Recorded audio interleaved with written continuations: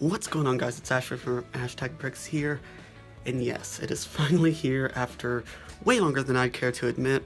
Episode 2 of Technique Showcases. Unfortunately, I can't remember who originally posted this one. I found this one on Pinterest, but all proper credit will be linked in the description with the link to the original pin as well as the original article it came from. This is not of my own design. Again, I found this one on Pinterest, and all proper credit is in the description. I find this technique so cool, and I'll give you an overview of how it works in just a second because of how modern it makes it look. If you're not familiar, you know, the regular Lego windows normally have to fit into some sort of box like this. It's gonna be a little hard to get it across on camera, but you can kind of see those grooves in here and those little holes where these panes have to clip in. And so this is usually your standard window. Sometimes there's smaller ones, and oh my gosh, her fingerprints coming across on camera. I digress. And so it ends up kind of having this unavoidable box, and you end up also having this white frame, or you're stuck with whatever color you can get. I know black is a bit less common, but it does look nice, and so whatever color window frame you have is the color window you get. This is another variety, and you've probably seen a lot of these. Well, what this one does is it actually enables frameless windows. It makes it so much more, dare I say, transparent, but no, it makes it look so much more modern, and it honestly looks like in some of the things you would see, some of the windows you would see in architecture today, from the floor to ceiling windows, but it is still pretty stable. So how this works is you've got these grooved bricks right here. This is 1x2x5 brick I had laying around, just made things a bit easier for camera, or you can just stack them up, and you can have it either way, either orientation you want. This is right around 5 or 6 bricks high. The actual window elements themselves, and you can see because of the groove in these 1x2 grooved bricks, it just slots right on in there. Similarly to a kind of think about it like the little grooved plates that allow you to do sliding doors. It kind of slides in there just like this, and it looks, oh my gosh, I don't even have words to express it. It looks so nice. I can almost imagine stacking these up. Let's actually try that. Stacking it up like this. You might need an it to be on either side. Oh, I apparently put a brick here. I can picture it being on either, like just stacking up the frames without there being any separation of windows. Stacking up the windows without there being any separation, any actual bricks dividing it up just for one floor, so that you can just have floor to ceiling windows. Or you could just, right on top of this brick, you could lay a brick there so that it's all nice and flat, all nice and even, and then just start the pattern again with the grooved bricks and actual window elements themselves. You can also orient it, as you've probably already seen, to where the window itself is horizontal, like so.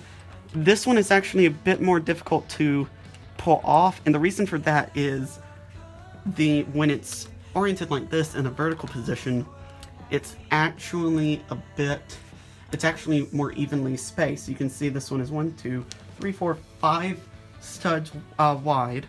It's 1x5 area, or 5x1 depending on how you want to say it, and it's about 5 or 6 bricks tall. Let's see, this is 3 bricks, so yeah, about 6 bricks tall.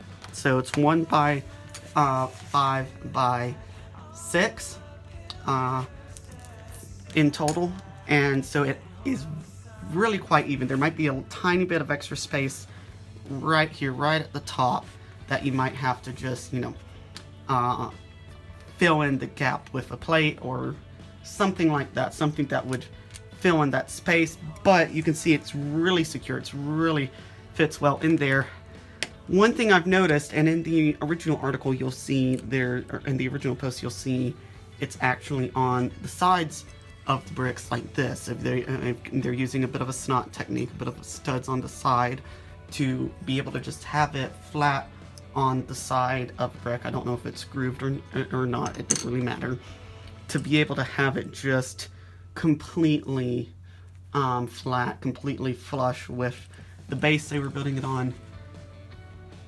But unfortunately, once you start putting a regular base plate into the mix, or a regular plate, whatever sort of base you're building it on, the horizontal one isn't quite as even. You can see it's about 1, 2, 3, 4, 5, 6, 7.5 studs wide. I tried a couple different ways I knew of.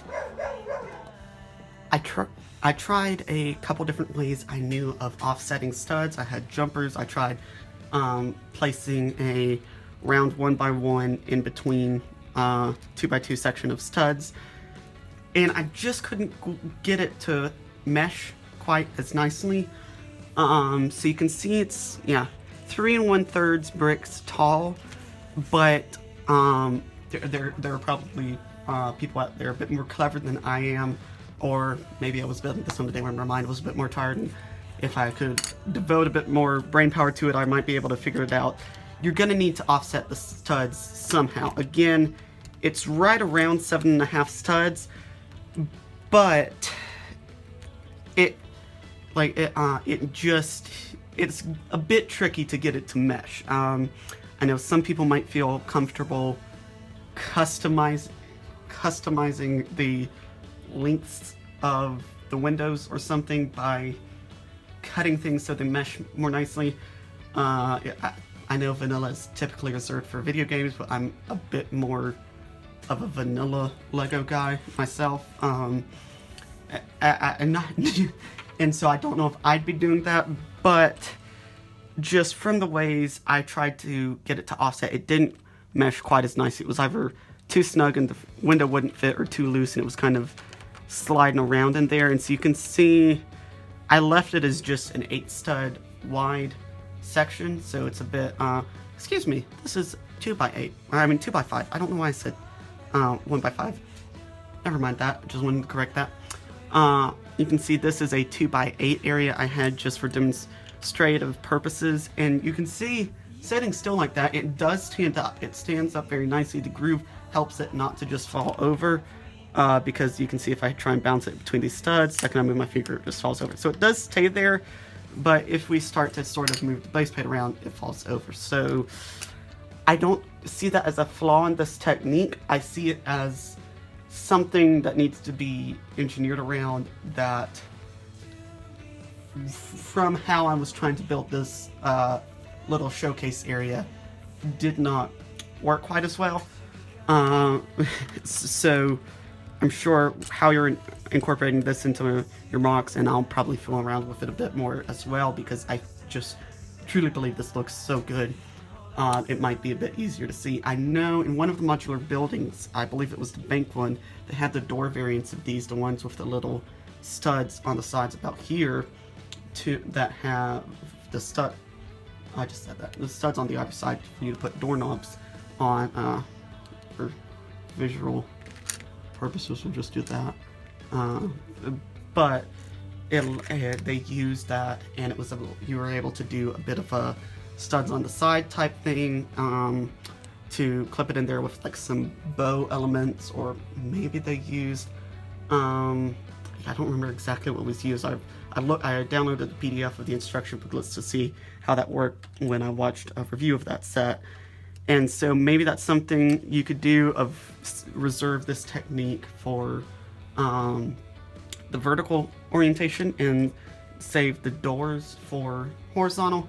But I'm not calling this a flaw. I'm probably just not seeing an obvious solution right away. But those are two different variations of height, and it looks so good, man. I mean, I'm just picturing like even retail buildings of just having just the glass. I mean, this is plastic, but in universe, just the glass and the grooved bricks on either side.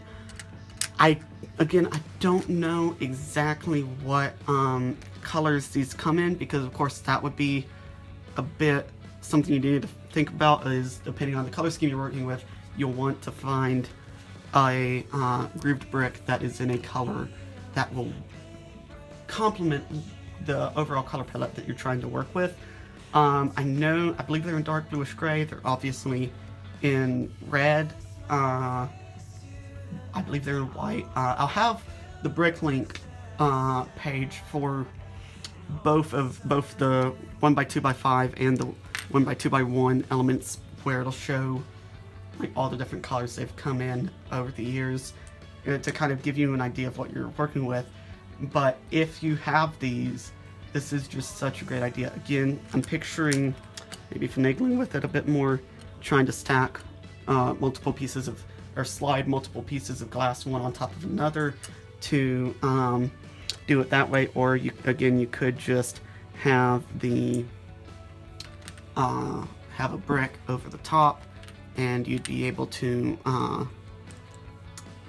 then just repeat the pattern with just one brick space in between the glass panes, and just not having to have this white box everywhere.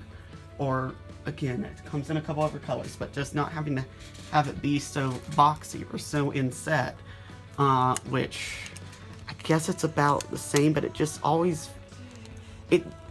there's certain situations where this just doesn't look right, but I think this would, and so I definitely want to play around with this a bit more, trying to stay concise. It's inset about half a stud. Well, it's inset as far as the groove in the brick is, which is half a stud, and so it really just adds an element of depth, and also just, slims it.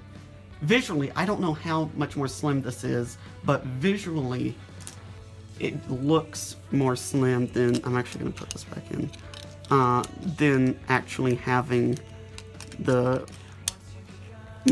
actual frame element for it. And so you can kind of see, if I turn around, you'll be able to see the inset side. Yeah, and so it's not, it's way more than half a stud, and so it holds it almost flush, not quite flush, but almost flush with the element on one side, and then the other side, it's way back there. And so I feel like this is more versatile, this technique, and so I really like it. I'm gonna mess around with it. Again, modern architecture and retail builds, I feel like this would really complement it. You have a nice modern house with all the different right angles and clean lines and foliage and stuff. You incorporate this technique for windows or doors, and it's just gonna look so good. So yes, I hope this gives you some inspiration. I hope this spreads the word. Hopefully it'll be much less time in between episodes now. Again, if you watch channel update, I'm trying a couple different types of technique showcases now, and so Pinterest is definitely one of them, and I'm so glad I had Pinterest so that I would stumble upon this beautiful technique. And so again, color set the bricks come in would definitely play a role in developing a color scheme, or how feasible it would be if, just depending on it, and of course if you have the grooved bricks, that would also play a role. One last thing is, of course, either putting in tiles or putting in a plate or something so that it's not just sitting there. That might be an attractive option for you for demonstrative purposes.